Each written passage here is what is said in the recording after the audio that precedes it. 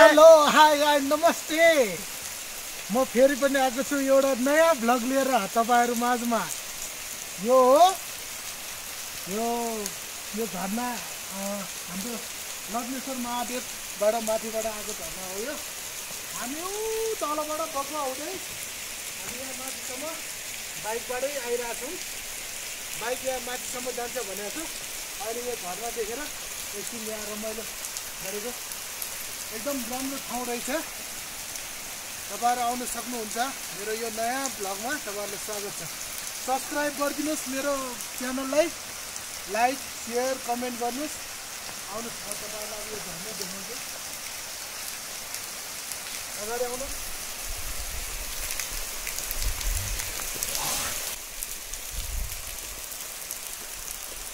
यहाँ दामी ठाउँ हो।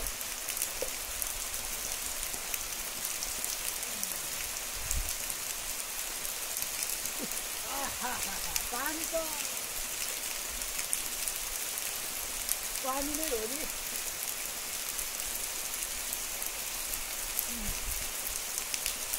कल पानी।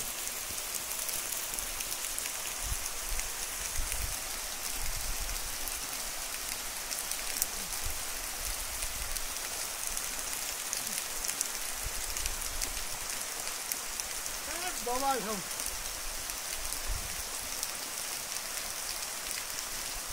अब हामी यताबाट सिधै यो बाटै हुँदै जाने हो। यता देखाउनु। यो बाटो हामी जाने हो। अब एकछिन यहाँ हामी विश्राम गरेको। अब एकदमै रमाइलो छ। आउनु सक्नुहुन्छ तपाईहरु पनि। अब चाहिँ एकदम रमाइलो लाग्यो।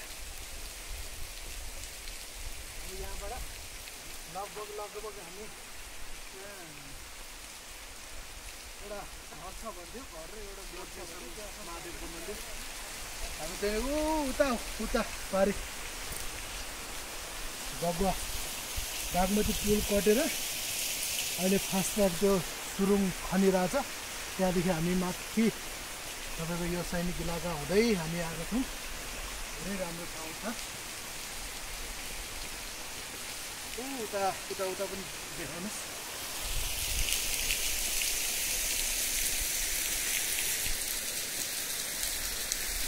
यो बाटो आएको हामी पर तपाईँको बगुवा खोला हुँदै हामी आएका थियौँ। यो यहाँबाट तपाईँलाई म यहाँ अलिकति यो झरनाको दृश्यहरू देखाउँछु। यता हेर्नुहोस् कति राम्रो।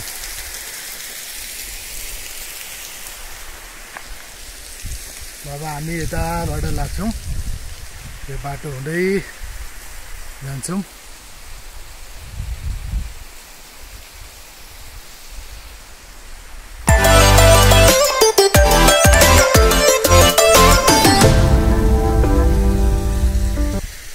फाइनली हामी चाहिँ मन्दिरसम्म पुगेनौँ। फाइनल हाम्रो यो चाहिँ अब यहीँसम्म हामीले मात्रै आउन कोसिस गऱ्यौँ है।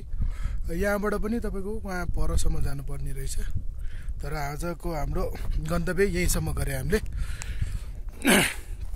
लास्ट यहीँसम्म हामी अन्त्य गरेर अब हामी यताबाट फर्किन्छौँ। यहाँ लटारम्बेश्वर महादेव है। यहाँ यो अब पसलहरू होला सायद। यहाँ चाहिँ यो बनाएको रहेछ।